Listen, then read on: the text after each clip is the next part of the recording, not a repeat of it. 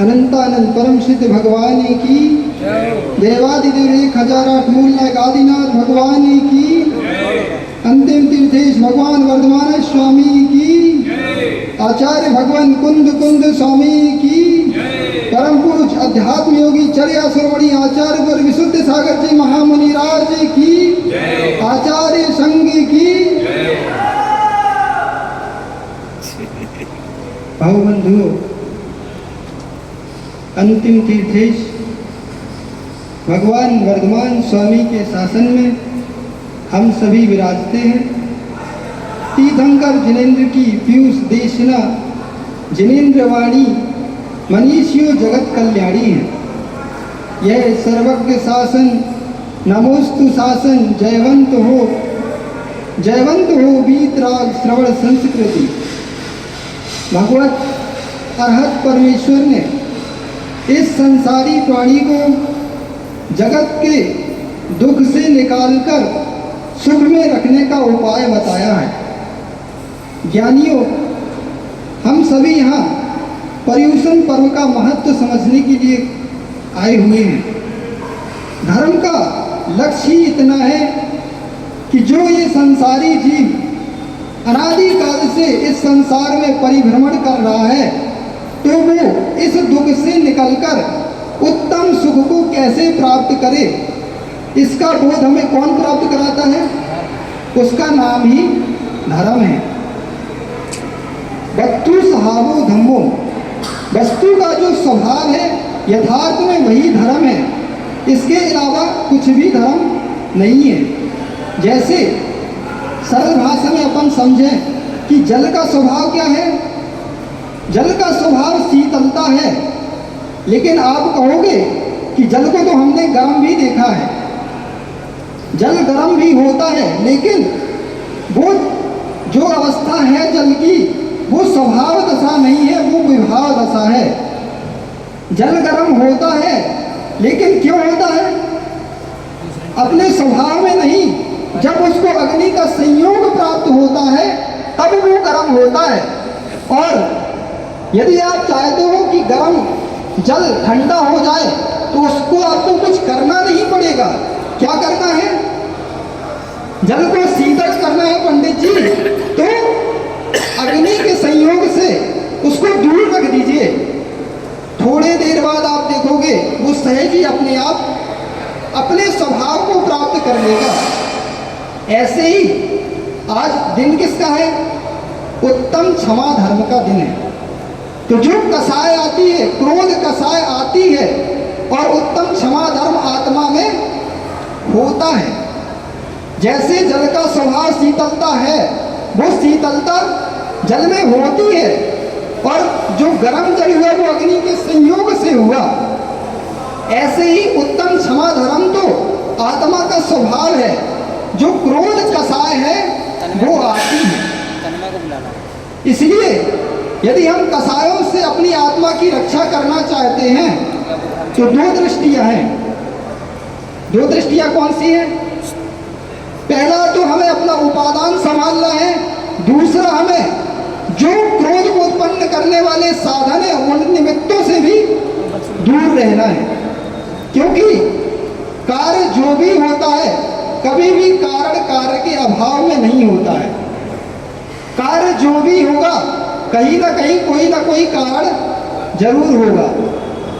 बंधु, आपको यदि नार की जीव को देख के उसके ऊपर दया आती है, पशुओं को देखकर सब दया करते हैं। क्यों? सब कहते हैं कि देखो कितना पशु दुखी है, नरक में नार की कितना दुख झेल रहा है, लेकिन उस पर तो हमें दया आती है। लेकिन उस पर दया करने के साथ साथ हमें, यदि हम चाहते हैं कि कोई व्यक्ति अब नरक में ना जाए, कोई व्यक्ति अपने अंश ना बने, तो कार्य ना हो इसके लिए हमें कारण का अभाव करना पड़ेगा। कार्य ना हो, हम चाहते हैं कि कोई जीव नरक में ना जाए, तो नरक जाने का कारण क्या है? बहुत वैवारम परिग्रहतम नरकेश्युषा, आचार्य भगवान उमा स्वामी मुनि महाराज ने लिखा तत्वार सूत्र में। कोई व्यक्ति बहुत आरंभ बहुत परिग्रह कर रहा है, उससे हमें उसकी आत्मरक्षा करनी चाहिए, तो नरक से उसकी रक्षा स्वयं हो जाएगी। लेकिन हम नारकी को देख के तो दया कर लेते हैं, लेकिन जो व्यक्ति आरंभ परिग्रह में लगा हुआ है उसकी देखकर हम प्रशंसा करते हैं। ऐसा नहीं होना चाहिए। क्यों? क्योंकि क्रोध कसाय से जीव को आत्मा में जो ज्वलन अग्नि, क्रोध को अग्नि की संज्ञा दी गई। क्यों? जैसे उबलते पानी में व्यक्ति को चेहरा नहीं दिखता, ठंडे पानी में आप चेहरा देखोगे तो आपको दिख जाएगा, लेकिन वही पानी गर्म हो तो ज्ञानियों, उबलते हुए पानी में कभी भी आपको अपना चेहरा नहीं दिखेगा। ऐसे ही आचार्य भगवान भट्ट कलंगदेव स्वामी ने कहा, हमें याद करना चाहिए अपने पूर्वाचार्यों को।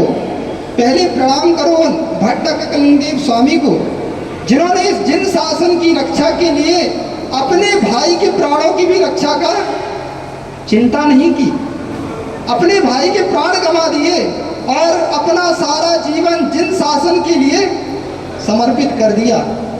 स्वरूप संबोधन, राजवार्तिक जैसे महान ग्रंथों का सृजन करके गए आचार्य भगवान भट्ट कलंगदेव स्वामी।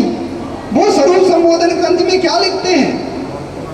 कसाई रंजितम चेता तत्वम नेवावगाहते नीली रक्तेम्बरे रागो दुराधेयोहि कौम कुमः। जैसे कसाई रंजितम चेता, कसाय से रंजित चित्त में तत्व का अवगाहन नहीं होता। यदि आप चाहते हो हम अपना आत्मा का स्वभाव का दर्शन करें तो क्या करना पड़ेगा? कसायों को मंद करे बिना तत्व का, आत्मा का चिंतन, आत्मा का बोध किसी भी जीव को नहीं हो सकता। इसी प्रकार उन्होंने कहा, जैसे नीले रंग से पुती हुई दीवार हो, पंडित जी, नीले रंग से पुती कोई दीवार हो, वो आप चाहो तो उसमें कुमकुम का रंग ऊपर से पोत दे अपन तो चढ़ेगा। नीली हुई दीवार में जैसे कुमकुम का रंग नहीं चढ़ता, ऐसे कसाय से रंजित चित्त में तत्व का रंग नहीं चढ़ता। इसीलिए यदि हम तत्व का अवगाहन करना चाहते हैं, तत्व के अवगाहन में डुबकी लगाना चाहते हैं और आत्म स्वभाव को प्राप्त करना चाहते हैं, तो कसाय को मंद किए बिना कोई भी जीव तत्व का अवगाहन नहीं कर सकता। तो जिसे हम क्रोध करते हुए देखें तो क्या समझना चाहिए? क्रोध करते हुए देखें तो समझ जाना कि ये जीव या भविष्य का नारकी है या नरक से आया हुआ है। आचार्य भगवान कहा करते हैं कि सुबह सुबह जाना और किसी घर में आपको व्यक्ति लड़ते हुए मिल जाए तो क्या लिख देना इनके घर में? भविष्य के नारकी। और आप जाना सुबह सुबह व्यक्ति आपको पूजा के लिए जाते दिख जाए, भगवान का अभिषेक करते दिख जाए, सुबह मंगल गान हो रहे हो घर में, तो क्या समझना, ये सब भविष्य के देव बनने वाले जीव हैं। क्यों ऐसा कहा? क्योंकि जैसे आपने देखा होगा, पंखा आपने चालू कर दिया, पंखा के बटन बंद करने के बाद भी पंखा बहुत देर तक घूमता रहता है। ऐसे ही जो जीव यहाँ पर आपको लड़ते हुए दिख रहा है, क्रोध कसाय करते हुए दिख रहा है, वो नियम से पूर्व का नारकी है, वहाँ लड़ने का अभ्यास करके आया हुआ है, इसलिए वो अभ्यास उसका आज भी काम कर रहा है। या फिर ये भी हो सकता है पूर्व में नारकी ना भी रहा हो, लेकिन भविष्य में जाने वाला नारकी हो। तो क्यों कहा? इसलिए कहा कि जैसे भैया आपको भारतीय सेना में भर्ती होना है, तो भारतीय सेना में भर्ती होने के पूर्व साल 2 साल पहले से जीव अपना शरीर पुष्ट करने लगता है, दौड़ने का अभ्यास करने लगता है। तो वो भारतीय सेना में जैसे भर्ती होने का अभ्यास कर रहा है, ऐसे ही क्रोध करने वाला जीव नरक में भर्ती होने के लिए क्या कर रहा है? अभ्यास कर रहा है। इसलिए कार्य से देख के कारण का कारण को देख के कार्य का बोध कर लो। पर्यूषण पर्व आए हुए हैं, अभी भी आप देखो कि ये जैन धर्म की महानता देखो आप, कि लोगों का पर्व आते हैं तो लोग कैसे मनाते हैं, त्योहार के दिन आते हैं, पर्व के दिन आते हैं तो लोग हलवा पूड़ी खा के पर्व के दिन मनाते हैं। लेकिन धन्य हो जैन धर्म की महिमा कि इस पर्यूषण पर्व में छोटे छोटे बालक भी क्या कहते हैं कि महाराज श्री से आज हमारे गुरुजी हम एक आसन करेंगे जिसकी जो सामर्थ्य उपास करेंगे। छोटे छोटे बच्चे भी भोजन का त्याग करके पर्व के दिन मनाते हैं। लेकिन लोग तो अच्छा अच्छा खाना और इसको पर्व मानते हैं, इसलिए ये पर्व नहीं है। पर्व का मतलब है कि जो अपनी आत्मा को पवित्र कर दे उसका नाम ही पर्व है। खाने पीने से आत्मा पवित्र नहीं होगी। खाने से क्या हो सकता है? खाने से क्या नहीं हो, ये शरीर तो पुष्ट हो सकता है, लेकिन खाने से कभी आत्मा पुष्ट नहीं होती। आचार्य भगवान पूज्यपाद स्वामी ने अध्यात्म का एक महान ग्रंथ लिखा है। कौन सा? समाधि तंत्र ग्रंथ में आचार्य भगवान पूज्यपाद स्वामी लिखते हैं कि घने वस्त्रे यथात्मानम ना घन्नमन्ते बुधा, घने वस्त्रे यथात्मानम ना घन्नमन्ते बुधा, कि जैसे घने वस्त्र के घने होने पर आत्मा घनी नहीं होती, वस्त्र के घने होने पर शरीर घना नहीं होता, ऐसे शरीर के घने होने पर आत्मा घनी नहीं होती।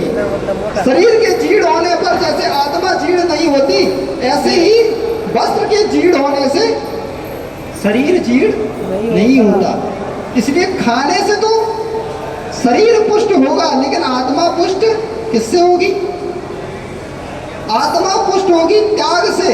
क्योंकि अपन पढ़ते हैं, क्या पढ़ते हैं? अंसन स्वरूपोहम। आत्मा का तो स्वभाव क्या है? ये अपवाद मार्ग है, आहार ग्रहण करना। आचार्य भगवान कहते हैं ये अपवाद मार्ग है। जो निश्चय मार्ग है वो क्या है? अनशन स्वरूपोहम।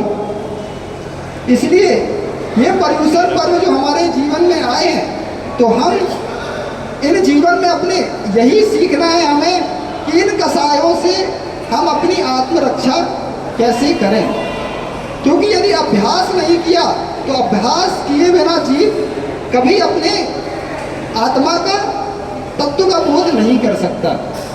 जैसे एक राजा का पुत्र था, वो हमेशा अपने पिताजी से कहता था कि पिताजी भविष्य में कभी अपने राज्य पर आक्रमण होगा तो मुझे अभी से युद्ध की अभ्यास कराना प्रारंभ कर दो। लेकिन पिता हमेशा उसकी बात को टाल देता। ऐसे करते करते बहुत समय बीत गया और एक समय ऐसा हो गया कि उस राज्य पर शत्रु ने आक्रमण कर दिया। अब जब आक्रमण कर दिया तब वो पिता कहता है कि पुत्र जाओ शत्रुओं से अपने राज्य की रक्षा करो। लेकिन अब वो पुत्र कहता है पिताजी जब मैंने कहा था कि मुझे युद्ध का अभ्यास करा दो तब तो आपने कराया नहीं। आज जब शत्रु आ गया तब मैं उससे लड़ने कैसे जाऊं।